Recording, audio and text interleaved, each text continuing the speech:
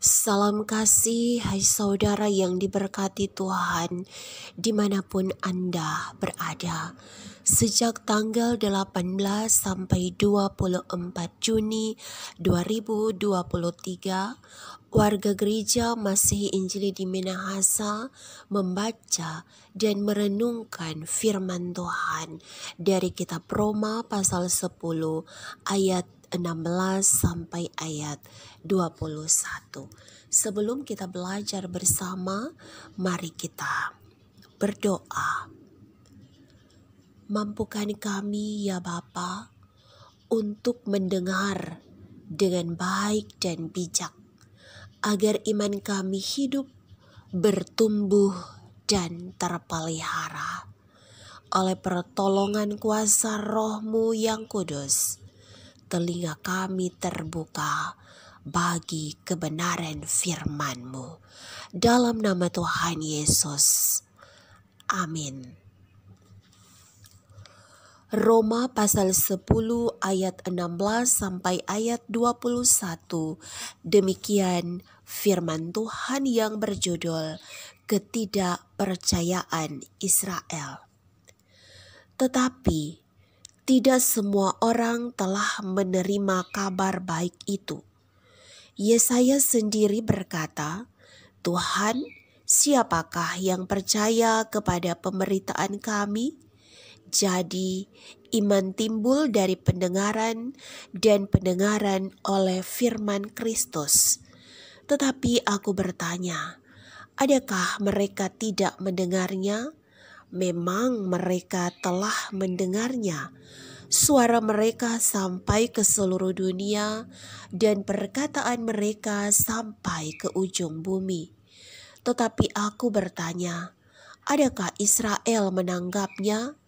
Pertama-tama Musa berkata, "Aku menjadikan kamu cemburu terhadap orang-orang yang bukan umat dan membangkitkan amarahmu terhadap bangsa yang bebal." Dan dengan berani Yesaya mengatakan, "Aku telah berkenan ditemukan mereka yang tidak mencari aku. Aku telah menampakkan diri kepada mereka yang tidak menanyakan aku." Tetapi tentang Israel ia berkata, "Sepanjang hari aku telah mengulurkan tanganku kepada bangsa yang tidak taat dan yang membantah." Demikian pembacaan firman Tuhan yang kudus. Saudara, banyak orang berpendapat bahwa mendengar humor bisa makin menenangkan hati dan pikiran.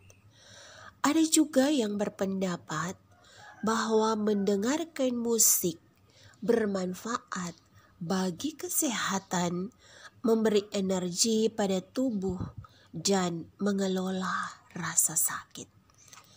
Lalu bagaimana dengan mendengarkan firman yang darinya iman itu timbul? Adakah juga menenangkan hati dan pikiran? Adakah juga bermanfaat bagi kesehatan? Atau memberi energi baru kepada tubuh? Atau mengelola rasa sakit?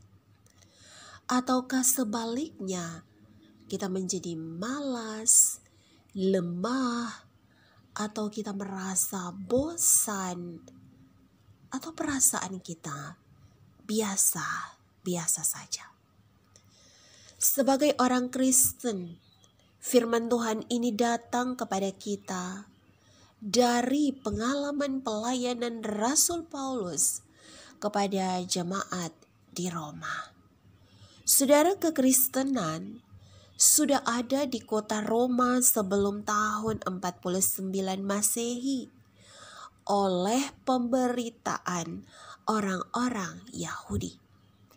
Namun, pada perkembangan selanjutnya, malah orang-orang non-Yahudilah yang menjadi mayoritas dalam gereja mula-mula.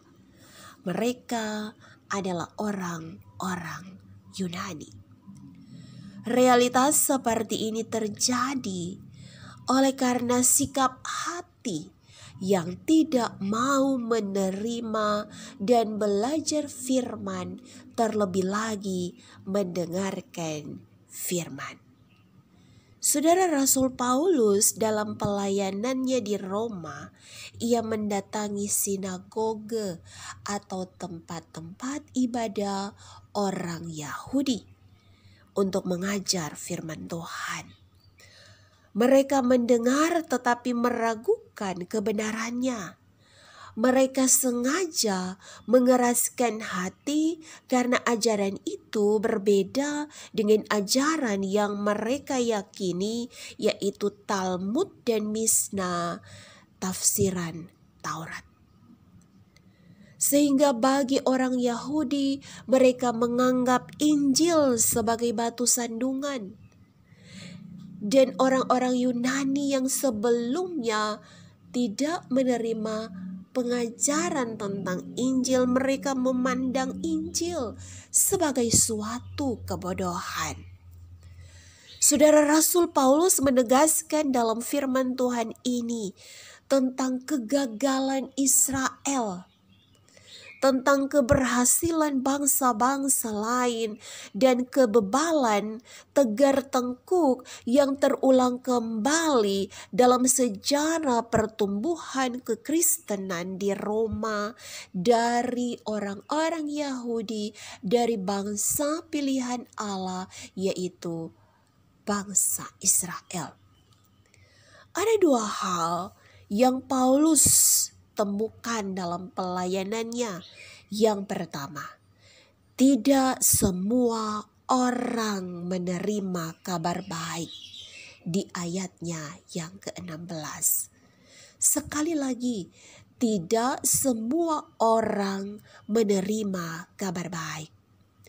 Dan yang kedua, mereka mendengar tetapi tidak merespons. Mereka mendengar tetapi tidak merespons. Ayat 18 dan ayat 19. Tetapi aku bertanya, adakah Israel menanggapnya?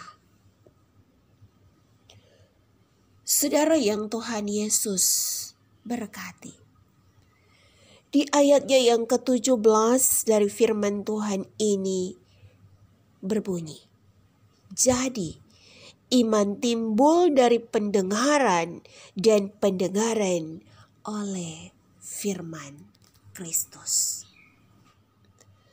Saudara yang terkasih, pendengaran dari bahasa asli akowo mau menjelaskan bahwa pendengaran itu amat penting dan menentukan karena erat kaitannya dengan iman seseorang kepada Tuhan Allah. Sebagai penganut Yahudi sejati, Rasul Paulus tahu bahwa keberadaan atau hakikat Tuhan Allah itu dipahami dan diketahui dengan cara mendengar. Ulangan pasal 6 ayat 4. Dengarlah, hai orang Israel, Tuhan itu Allah kita, Tuhan itu Esa. Artinya, awal iman ada pada pendengaran tentang firman, dan dampak dari mendengar adalah munculnya iman. Seperti sebuah mata rantai yang bersambung, yaitu rantai keselamatan.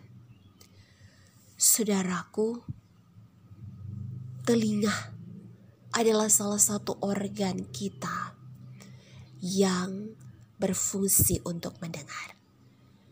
Telinga terdiri dari 3 bagian, bagian luar, bagian tengah, dan bagian dalam. Fungsi telinga bukan hanya satu, tetapi ada 3. Yang pertama, ia sebagai alat pendengaran.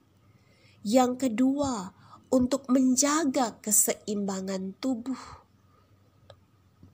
Kalau telinga kita tidak berfungsi dengan baik, maka ketika kita berjalan, kita akan melihat orang-orang yang berjalan tidak seimbang. Lalu yang ketiga, fungsi telinga adalah mengkoordinasi pergerakan mata dan kepala. Dari sini kita paham bahwa ketika kita menggunakan telinga untuk mendengarkan firman Tuhan, kita bukan hanya melihat dan mengenal Yesus lewat firman-Nya, tetapi juga kita akan menjaga keseimbangan kehidupan kita dari tantangan, dari cobaan, dari godaan. Dan yang ketiga, ketika kita mendengar firman menggunakan telinga kita dengan baik, maka kita bisa mengkoordinasikan cara kita melihat dengan cara kita berpikir, mata dan kepala. Karena itu saudara, mari kita belajar untuk kita tidak menjadi seperti orang-orang Yahudi di Roma pada masa pelayanan Paulus, yang tetap menjaga kebebalan, tegar tengkuk, baik di masa Musa maupun di masa Rasul Paulus. Biarlah kita mau menyediakan telinga kita untuk mendengar. Sebab kata bijak berkata, kamu tidak dapat melihat seseorang kecuali kamu mendengarkan. Andre Freeman. Artinya, kita tidak dapat mengenal dan melihat Yesus, juga merasakan kuasa dan pertolongannya, kecuali kita mendengarkan.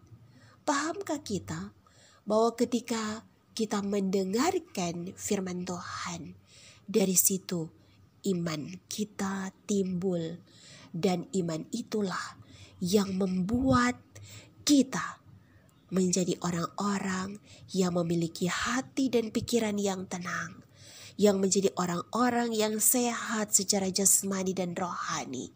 Kemudian kita memiliki energi pada tubuh, memiliki semangat oleh kuasa Roh Kudus. Bahkan kita akan mampu mengelola setiap perasaan kita dari pergumulan, dari tantangan, dan penderitaan. Sekali lagi, mari kita menggunakan telinga kita dengan baik, sebab kita tidak dapat mengenal dan melihat Yesus, juga merasakan kuasa dan pertolongannya, kecuali kita mendengarkan firman-Nya. Amin. Tuhan memberkati kita semua. Dan biarlah implementasi Roma pasal 10 ayat 16 sampai 21 ini menjadi berkat buat saudara-saudara sekalian. Sampai jumpa lagi. Damai di hati. Shalom.